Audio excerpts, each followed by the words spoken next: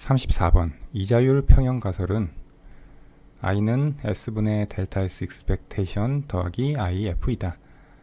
i는 국내 명목이자율, if는 해외 명목이자율, s는 명목환율, 델타 s의 expectation은 t 플러스 1기의 s에 대한 기대값에서 t기의 s값을 뺀 예상 명목환율 변화이다.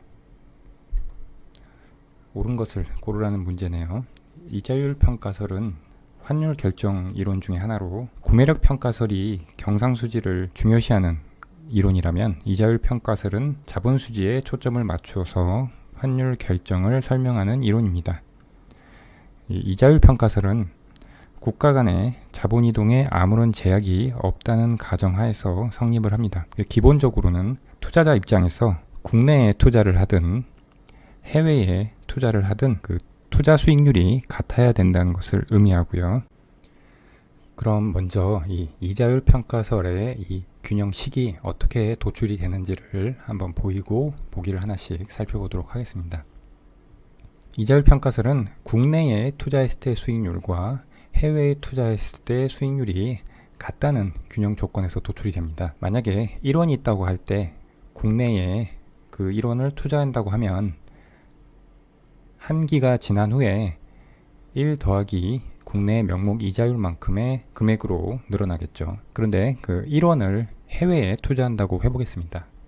자, 이 위를 보시면 이 ST는 T기의 명목 환율인데 $1 환율입니다. 그러면 이것을 역수로 하면 $1 환율이 돼서 1원당 달러의 크기가 됩니다. 즉 1원을 환전을 하면 ST분의 1달러가 됩니다. 이것을 이제 해외에 투자를 하면 1기 뒤에 이 ST분의 1이라는 원금은 ST분의 1 곱하기 1 더하기 IF만큼으로 늘어나게 됩니다.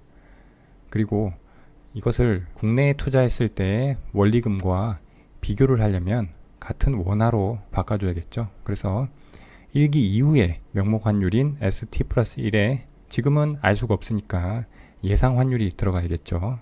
ST 플러스 1의 expectation을 곱해주면 이것이 1원을 달러로 바꿔서 해외에 투자했을 때 1기 뒤의 원화로 표시한 원리금이 됩니다.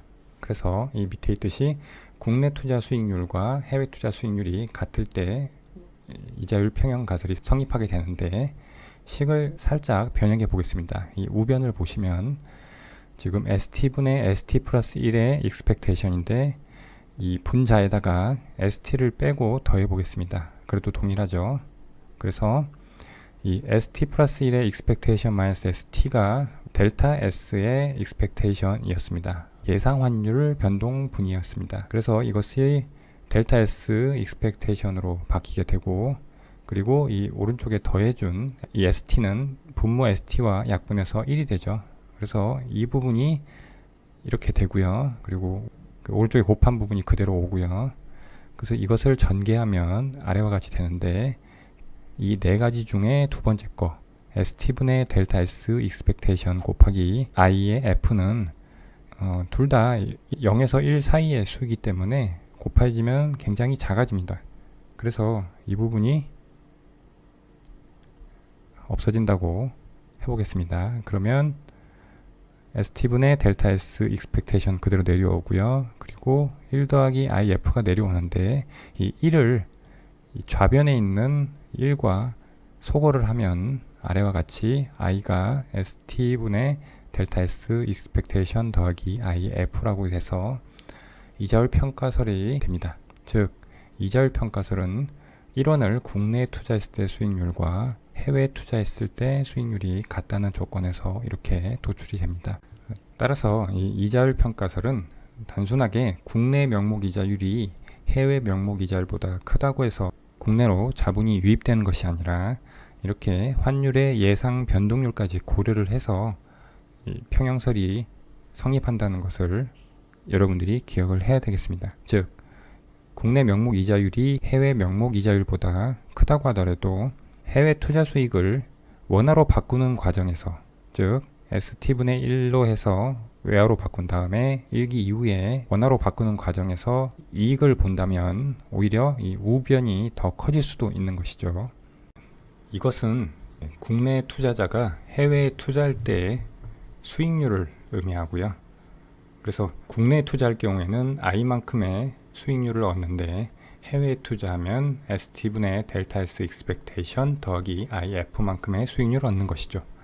만약에 해외 투자자가 국내에 투자할 때 수익률을 구한다면 이 부분, 환율의 예상 변동이 있는 이 부분을 좌변으로 옮겨서 표시를 하면 되겠습니다. 그래서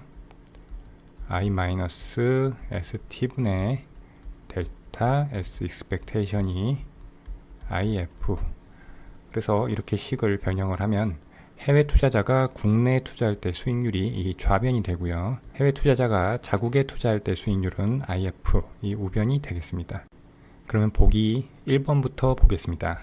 국내 명목 이자율과 해외 명목 이자율이 같고 예상 명목 환율 변화가 0보다 크다면 해외 자본 유출이 발생한다. 이 첫 번째 이 식으로 한번 보겠습니다. 만약에 이 I와 IF가 같은데 델타 S2가 0보다 크면 우변이 더 커지죠. 그 이야기는 국내 투자자 입장에서 국내에 투자할 때보다 해외 투자할 때 수익률이 더 높기 때문에 해외 자본 유출이 발생하게 되겠죠. 그래서 1번은 맞는 보기가 되겠습니다. 2번, 예상 환율이 주어져 있을 때 이자율과 현재 환율은 비례관계를 갖는다. 그러면 이 식을 여기는 지금 이제 델타로 되어 있는데 여기 있는 예상 환율로 표시를 해서 전개를 해 보겠습니다. 그러면 ST분의 ST 플러스 1의 expectation 마이너스 1 더하기 IF가 되죠. 그러면 여기서 얘기하는 이자율과 현재 환율의 관계, 이자율은 I를 의미하고요. 현재 환율은 여기 분모에 있는 ST죠. 그러면 이 식에서 보면 서로는 반비례 관계에 있죠. 근데 여기서는 비례 관계라고 했으니까 틀린 보기가 되고요. 3번, 해외 투자자가 국내에 투자할 때 수익률은 이렇다는 건데 아까 설명했지만 이 아래식 해외 투자자가 국내 투자할 때 수익률은 이 좌변을 의미하죠. 그래서 이것은 틀린 보기가 되고요. 4번, 국내 명목 이자율이 해외 명목 이자율보다 클 때 국내 화폐의 가치는 미래에 상승할 것으로 예측된다. 아래식을 가지고 한번 설명해 볼게요.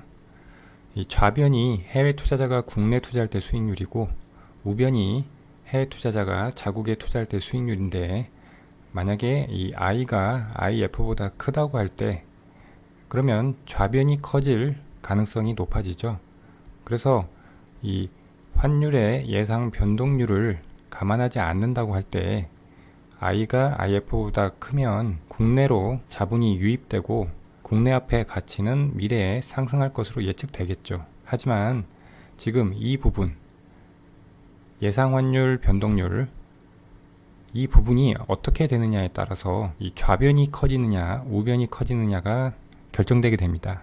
그런데 4번에서는 예상 환율 변동에 대한 이야기가 없죠. 그래서 이렇게 단정 짓기가 어렵습니다. 그래서 4번도 틀린 보기가 되겠습니다. 따라서 옳은 것을 고르라는 것이니까 1번이 답이 되겠습니다.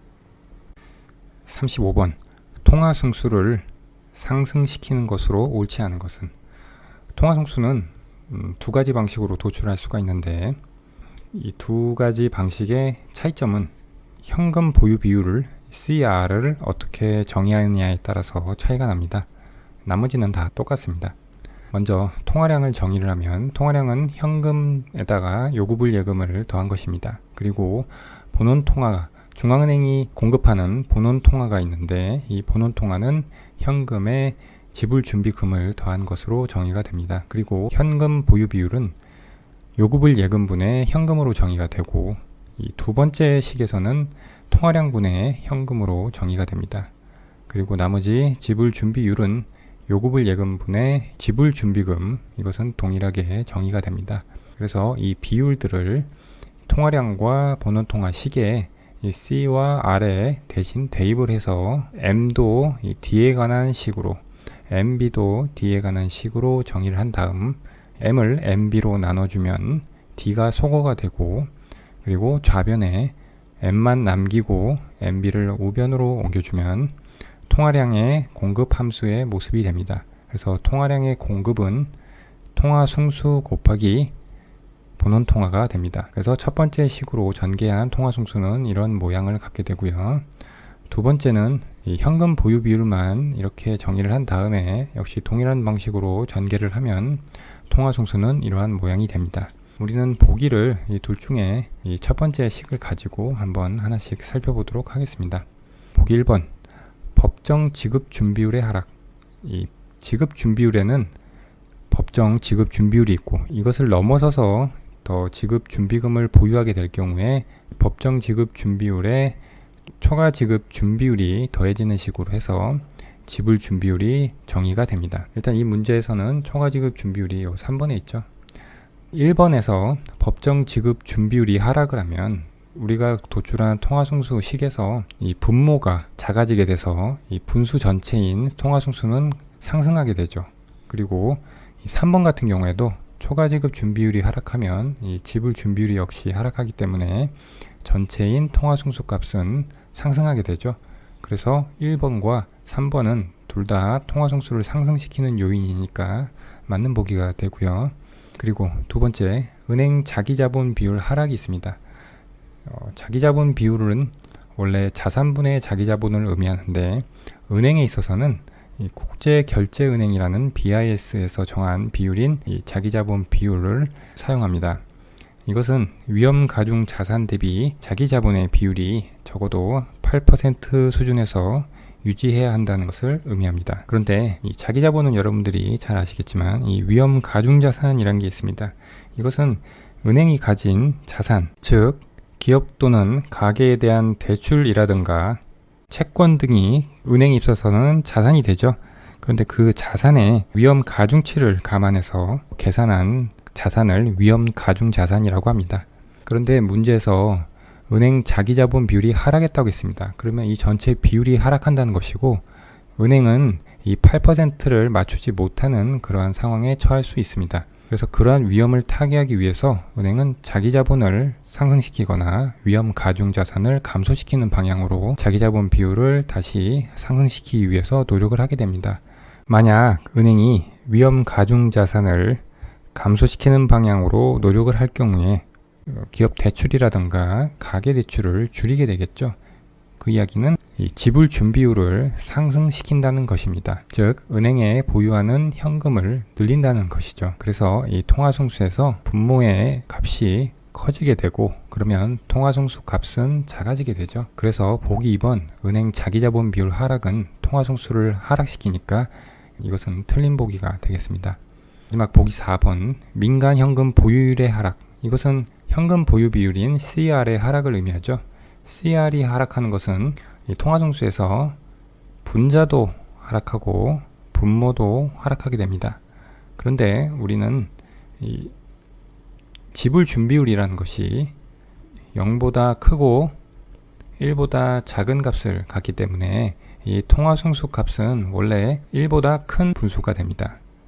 그래서 원래의 통화승수 값을 우리가 2분의 3이라고 해보겠습니다.